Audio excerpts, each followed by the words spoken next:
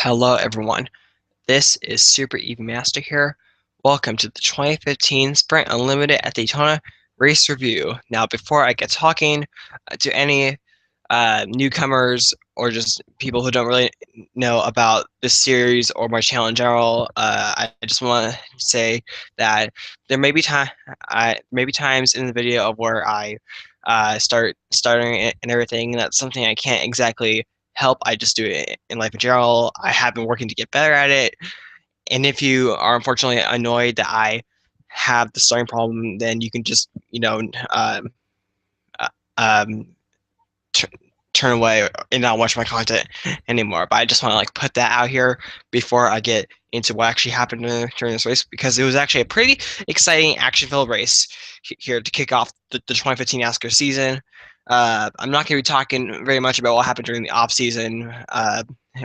That can be your job if you want to. But anyway, let me get into this here. So the Sprint Unlimited 2015, as I mentioned, I thought it was a very exciting action-filled race. Here today, I was definitely, even though I was sitting down, there were several moments of where I wanted to pretty much stand up the entire time. The action, I just felt like, maybe compared to like previous years, the the cars were racing a little bit more like closer to each other, and there were several moments of where it's like this wreck could have happened, but it didn't. And there were lots of amazing saves, hard hits, pretty much almost anything you could possibly ask for in NASCAR racer here. And at the end of the race, there was almost another big fist fight here, but I'll get into that in a moment here. For those who didn't know, Matt Kenseth won the race here. He was winless last year, right here, and what's kind of interesting for those who are, I guess, interested, is that like an hour before the race started, I didn't even have a pick, and I just and I was going to the starting lineup. I just didn't really know the pick, and I guess Matt Kenseth, to me, I felt really good. Matt Kenseth, even though he's not exactly one of my top favorite drivers, I just went for him anyway, and he actually won the race. So I was surprised at that, and like I said, I was very happy for Matt Kenseth to win after a winless 2014. And what does this say about him? I I feel like during the race when Matt Kenseth was dominating, he didn't lead the most laps. He led the second most laps, but when Matt Kenseth was just dominating the race, I said to myself, Matt Matt Kenseth redemption year or whatever. And I feel like this does say good things about Matt Kenseth. Can he do what Denny Hamlin did a year ago and win the Sprint Unlimited, win a dual race, and then win the 500, which wasn't something that Hamlin didn't unfortunately accomplish. He missed winning the 500, but can Matt Kenseth do that? I think it's possible. So heading down the road, definitely watch out for Matt Kenseth. I think he will be one to watch here. But anyway, now I'm going to go through where everyone finished here. There were only 25 cars in this race, which actually tied for the most. What I'm trying to say here is that we haven't had that big of a field since 2012. Was it 2012? Uh, yes, it was, because I believe 2012 had a total of 25 cars and possibly even more. But anyway, let me go down. Let me go down where all of the 25 cars finished here. Matt Kenseth won the race, finished first. Martin Truex Jr., who led the most laps with 28 laps led, he finished second here. Carl Edwards and his new ride finished third. Casey Mears and Underdog finished fourth right here. Kyle Larson fifth. Logano sixth. Jeff Gordon seventh. Kyle Busch eighth. Dale Jr. ninth. Patrick 10th. Harvick 11th. Newman 12th. Stewart 13th. Biffle 14th. Kurt Busch 15th. Ricky Stenhouse Jr. 16th. Austin Dillon 17th. Eric Almirola 18th. Danny Hamlin 19th. Cliff Bowyer 20th. Paul Menard 21st. Jimmy Johnson 22nd. 23rd was Casey Kane. 24th was Jimmy McMurray. And 25th was Brad Keselowski here. And only 12 cars finished the race. And all 12 cars who finished the race were all on the lead lapper here. So just like last year, less than half of the field finished the Sprint Unlimited right here. And I think heading into the race, I was kind of expecting that to happen. I think especially after last year. But I gotta say, compared to last year, I just felt a little bit more connected to the competition because I felt like last year when I was watching this preliminary, I just felt maybe just a little like disconnected from what was going on right here. Uh, but I felt like this year I was more connected into what was going on because I just feel like that I've been looking so forward to this year going on, and I feel like that this might possibly be one of the best NASCARs ever. I know it's like a really like bold prediction here, but I'm feeling very confident in this year in NASCAR. But anyway, to my left, or even though you can't see it, to my left I actually have uh, the set of notes that I took during the race here, and I take a lot of notes. I talked about of how heading into the race, I picked Matt Kenseth over here, and along with other things I wrote, I mentioned the 25 car field. This race was had a total of 75 laps. It was split into two segments, a 25 lap first segment and then 50 lap second segment right here.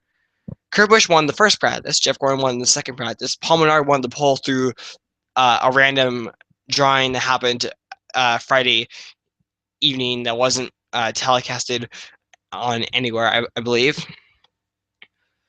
Um, and there was, and during the practice sessions I watched both of them on Friday. There was a lot of talk about fuel here, and there were a couple drivers, if not several, that did just take one stop, I believe.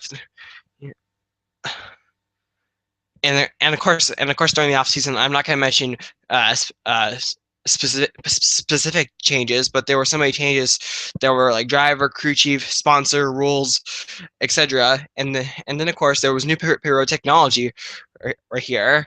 If you for those who didn't know, during the off season, NASCAR made changes to how to how they monitor period and how and if drivers are like following the requirements and everything like that. So basically, on pretty much every single track, they have like a total of like 45 cameras, like on the very like top of like the grandstands are here, and every single camera monitors like two like pit stalls right here, and then there's like and then there's like a hauler. Whether and I don't know if it's like inside or outside the racetrack right here.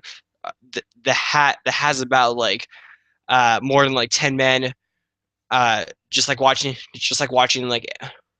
what the camera sees right here. Um, and what those cameras have proved in testing was that it was able to identify period problems 10 times faster than what the previous existing technology did right here. And there was definitely quite a bit of period violations, like I think the one that comes to my mind was some period penalties for too many men over the wall. That was kind of one that like stuck out in my mind, and I'm trying to think of others, but unfortunately I can't think of one anymore. So yeah, so that's pretty much all my previous answer here. So now let's actually get into the race here. Paul Menard started on the pole, and he chose the high side here. And on lap one, the craziness already began with Hamlin being Biffle, I believe, accidentally pushed Hamlin below the yellow line, but Hamlin did not get penalized because he did not make any advancing positions under the yellow line. But Hamlin got that all fixed out early, and then. And around lap 4 or 5, Keselowski was up front challenging Paul Menard here, but Keselowski couldn't do it until lap 9 here. And pretty much throughout the majority of the race, everyone was using all lanes of the track. However, single file on the outside was the most common way, and that's not. And for fans who've been watching NASCAR for the last couple of years, that's not been something that's like new. We saw that first during the 2013 Daytona 500, but then I said Keselowski got the lead on lap 9. Matt Kenseth took the lead on lap 10 right here, and that's where his dominance really began right here. But then Martin Truex Jr. took the lead the following lap on lap 11 right here. And then there was a period before the first caution came out of where some drivers were actually like a couple seconds behind, maybe not a couple seconds, but a couple car lengths behind the like main pack right here, and it paid off when on lap 23. At this point, Keselowski got shuffled to the middle portion of the Packer here, and he was on the high side here, and Kyle Larson was on his inside. And Kyle Larson, he was trying to get through a hole on the outside that was between Keselowski and his teammate Logano, who was in front of him right here. But the hole was not all the way open right here. Kyle Larson hits Keselowski here, and Keselowski goes spinning down into the infield into the grass tri-oval here, then comes back on the track. No one hits him, but Keselowski takes a hard hit into the outside wall, safer barrier with the front of his car. And the war drivers like Kyle Busch and Austin Dillon got minor damage by going through the grass. But other than that, there wasn't really too much to the crash here. I wouldn't really put the blame on. I wouldn't put the blame on like anyone during that crash. I just felt like that it was just simply a racing accident right here. Anyway, and as I turn the page in my notes, let's move on to what happened after the Keselowski incident here.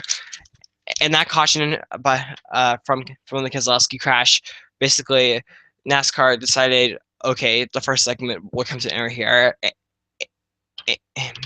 In between segments, I believe everyone is required to come down pit road here.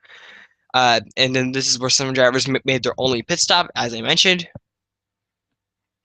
But then some drivers chose to came back down a couple laps after pit road to actually get extra fuel, just in case of like certain circumstances here. But later on, that would turn out that coming down pit road and extra time wasn't exactly quite that necessary.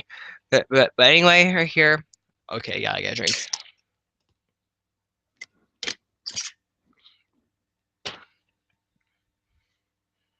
So and then after the first caution and after the end of the first segment, we were back racing here on lap 30 or here, and then a couple laps later, we saw some of that like single file racing on the high laner here. And at that point, Dale Earnhardt Jr. won the race off of pit road. And on lap 37, many of us on television saw debris on Dale Jr.'s grill. This unfortunately might have cost Dale Earnhardt Jr. the winner here, because on lap 42, Dale Earnhardt Jr. had to give up the lead to come down pit road here. But then he would catch a big break, because on lap 46, a couple laps later, the big one involving a total of 14 drivers right here. And basically what happened was that, well, here's what I saw. I saw Logano pushing Biffle, who then and the pushing Biffle was so aggressive that Biffle pushed the car in front of him, which was Jay McMurray. And that caused McMurray to lose control of his car here. He swerved left, but then quickly swerved back right, back into the Packer here, and that collected 13 drivers here, and some big names got involved, like Hamlin, Boyer, Almirola, and Jimmy Johnson here were all taken out in the crash here, and some drivers like Kenseth, the eventual winner, and Patrick dodged the crash very, very nicely. But it wasn't easy. They barely avoided a huge calamity here. And that caution brought out a red flag, which was about 15 minutes right here. And as I mentioned, Dale Jr. caught a big breaker here, because he was nowhere near a crash, because he just came off pit road right here, and that allowed Jr. to catch all the way back up to the Packer here. But anyway, and then a restart happened on lap 50 right here, and Truex was the leader at the time right here, and then Truex was doing a lot of blocking right here, blocking both sides of the racetrack. He was blocking Kenseth, he was blocking Jeff Gordon right here. But then not too long, we saw some single file racing on the outside again. But then on lap 57, Matt Kenseth took the lead, and he kept the lead for the rest of the race here. But then on lap 62, the third caution came out right here. Ricky Stenhouse Jr., who was involved in the big one. My best guess is that he had a flat tire here. He had a flat tire in turn three, and then he collected Austin Dillon here, and Jeff Gordon and Nick Patrick once again barely dodged a bowler here.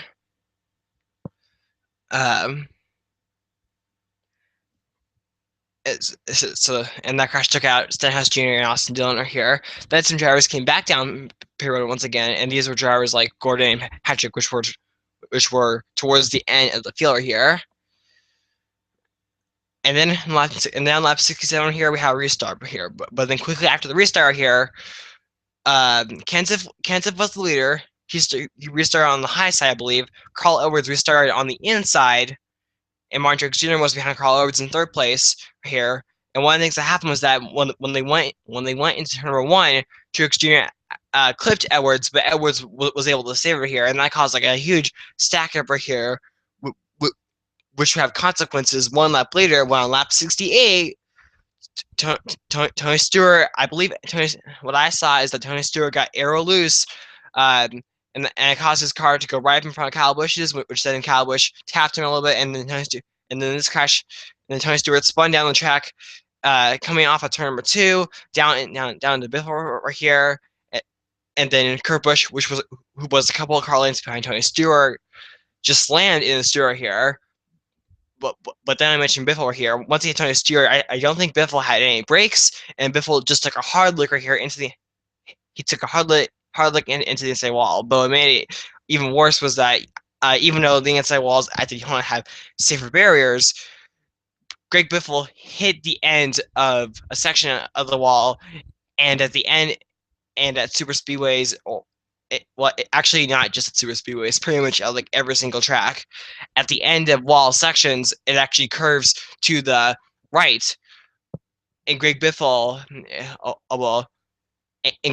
hit that curve in the wall, kind of like Jeff Gordon's Las Vegas crash in 2008, if someone can remember that here. So Greg Biffle took a hard hit, and then he was quickly hit afterwards by Kurt Busch, who actually went airborne for like a second.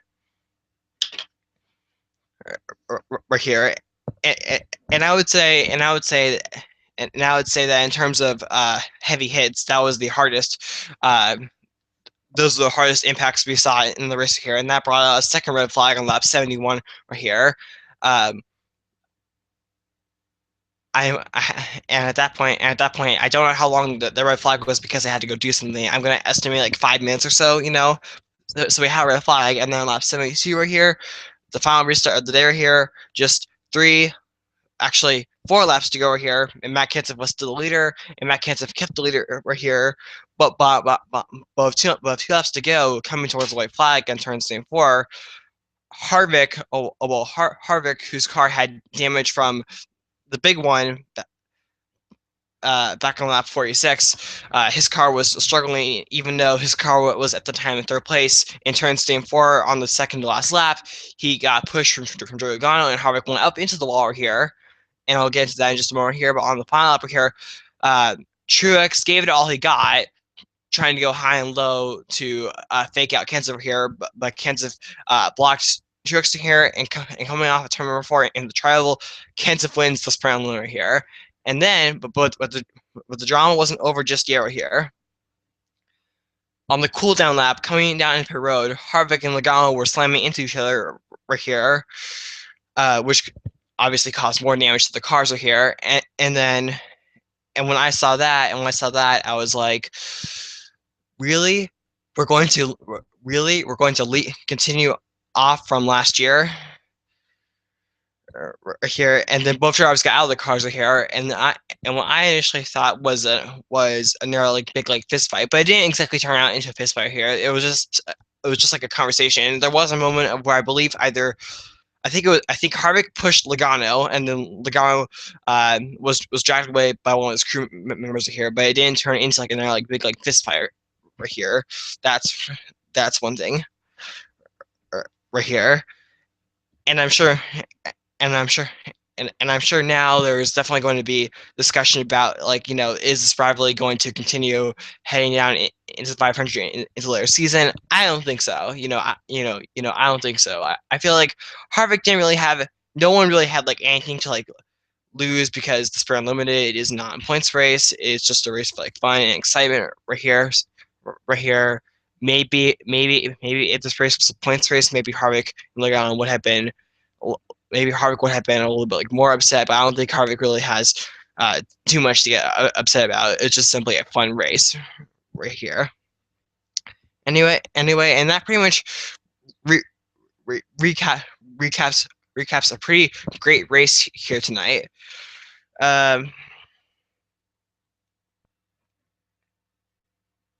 I'm trying to think that if there's like anything else I will if I'm like interested in to cover here. Uh, well, okay.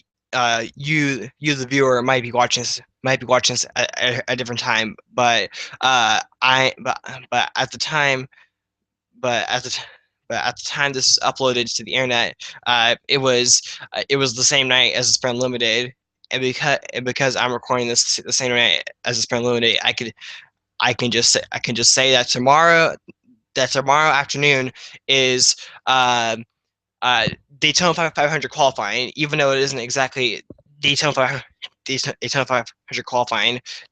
They just like use the name to just kind of make the event like more special. I feel like what it really should be called is Budweiser dual qual. But Budweiser dual qualifying, because the thing is, this qualifying does not shape the field for the 500.